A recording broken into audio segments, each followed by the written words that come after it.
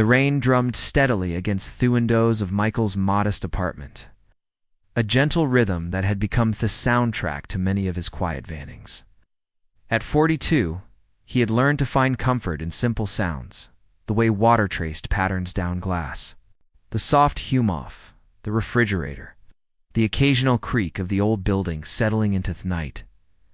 That night, a struggling single dad opened his door to a stray girl who had nowhere to go. He thought it was just a simple act of kindness for one night, but the next morning, her secret shook him to the core. This is a story about how one small choice can change everything. If you believe kindness, second chance redemption, so please, subscribe Self for Stories and drop the name of your city in the comment. We'd love to know where you're watching from. Michael was a maintenance worker at the local community center. Hands calloused from years of honest work, hair slightly disheveled. From Thede's efforts, his daughter Emma, just 7 years old with bright curls that caught the lamplight, sat cross-legged on their worn sofa, clutching her Avorite stuffed bear as she watched the storm outside. "Daddy," Emma said softly, her voice carrying that particular tone children use when they're thinking about some Tingemport. "Remember what Grandma used to say about storms?" Michael smiled, settling beside his daughter on the couch. She used to say, "Storms bring people together. That sometimes universe sends rain to remind us we all need shelter." Those words, spoken years ago by his late mother, had shaped how Michael saw the world. Even when money was tight, even when the bills piled upon the kitchen table, he believed in the simple truth that kindness was never wasted. The knock at the door came just after 9 o'clock. Hesitant, almost apologetic, Michael exchanged glances with Emma before walking to the door. Through Thepifoli, he could see a young woman, maybe in her early 30s, soaked to Thebin, had a dark hair plastered against her face. She wore an expensive-looking dress that was now clinging to her frame, and even through the distorted glass, he could see she was shivering. "Please," came her voice through Theta, barely above a whisper. I don't have anywhere else to go." With a hesitation, Michael opened the door. The woman stood there, vulnerable, frightened, her arms wrapped around herself, as if trying to hold the piece de gar. Rain had washed away in makeup, revealing a face marked by exhaustion and something deeper. A kinned-off bone-deep weariness that spoke off troubles far beyond being caught in a storm. "Come in, please," Michael said gently, stepping aside. "You'll catch pneumonia."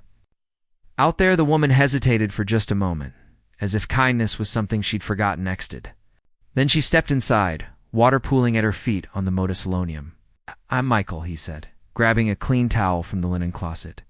"This is my daughter Emma." "Sarah," the woman replied, her voice barely audible.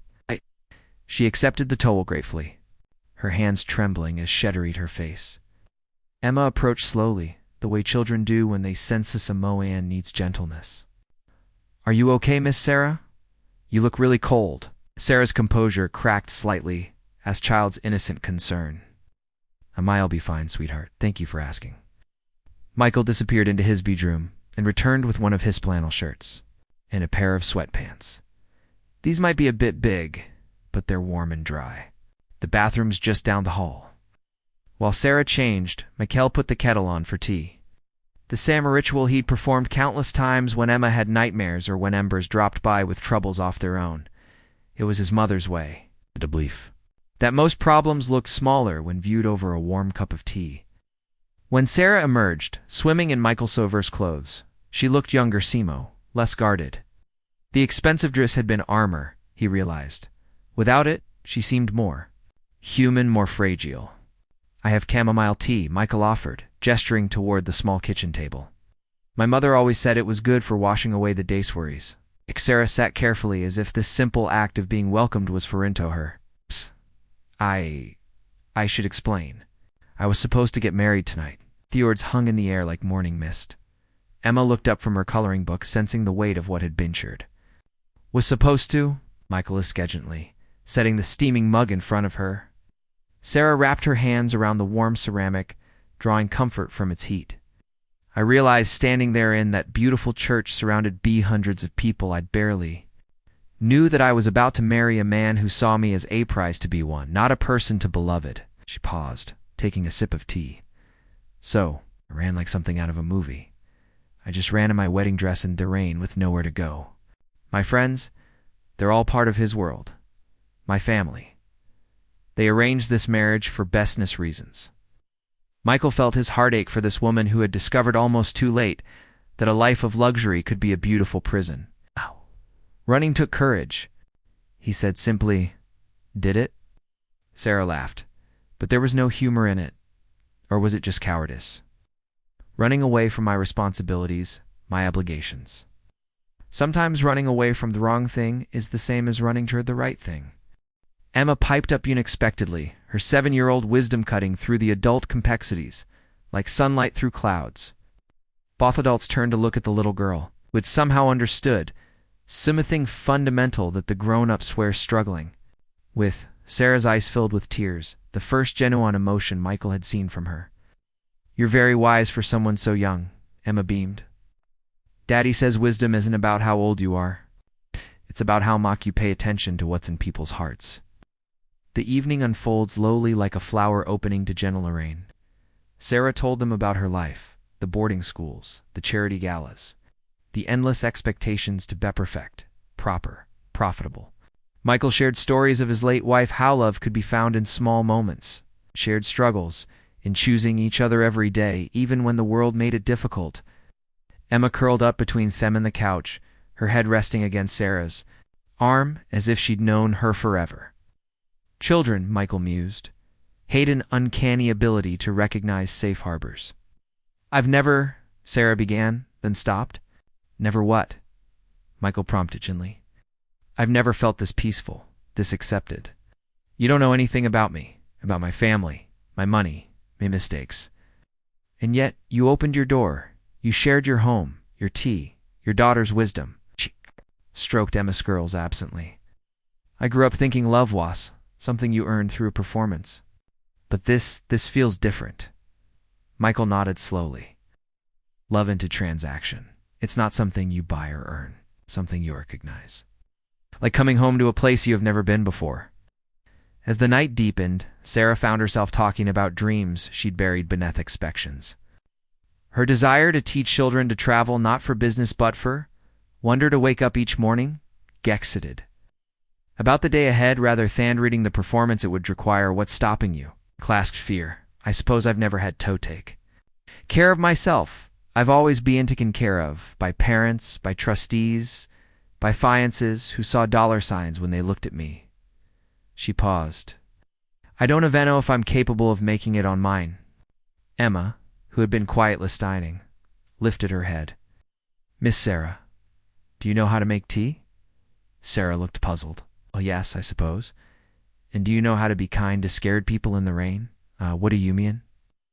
Emma sat up, her expression serious. "Beyond her years, you've been kind to Daddy and me all evening. You listened to our stories. You played with my bear. You helped me with my coloring. If you can do all that, you can take care of yourself. The other stuff, the scary stuff, you can learn." Michael felt a surge of pride in his daughters instead. "She's right, everything else is just details, the important stuff. Kindness, courage, the ability to recognize what matters. You already have that." Sarah was quiet for a long moment, processing the simple truth off a child's logic. "I have money," she said finally, "more than I could spend in several lifetimes. But I realized tone night that I've never been rich in the ways that actually matter." She looked around the small apartment, though mismatched furniture that somehow felt perfectly harmonious, though photos on the walls showing a father and daughter building a life from love rather than luxury. The simple warmth that money couldn't buy. "What you have here," she said softly. "This is real wealth," Michael smiled. "Took me a while to learn that myself. After my wife died, I thought happiness was something thathan to other people. But Emma taught me that it's not about what ye have. It's about how much love you're willing to let in."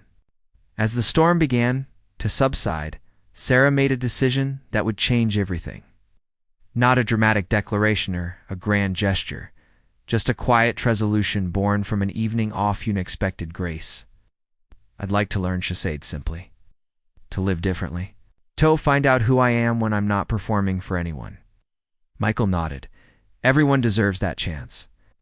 Would you? Sarah hesitated, then forged ahead. Would you help me? Not with money or connections or any of that. Just help Mel learn how to be real. Emma clapped her hands together. That would be wonderful. Daddy's really good at teaching people things. He taught me how to ride my bike and how to make pancakes and how to be brave when I'm scared. So began an unlikely friendship built not on what Sarah could provide, but on what Shen needed to learn. In the days that followed, she would discover Thea's satisfaction of work that mattered, volunteering at the community center where Michael worked, reading to children, painting classrooms, finding purpose beyond profit. She would learn to cook simple meals, to find joy in small victories, to measure wealth not in bank statements, but in shared laughter and quiet moments off connection.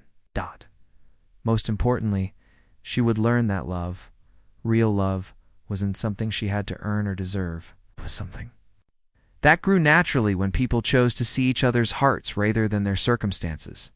Michael and Emma had given her something far more valuable than shelter from a storm.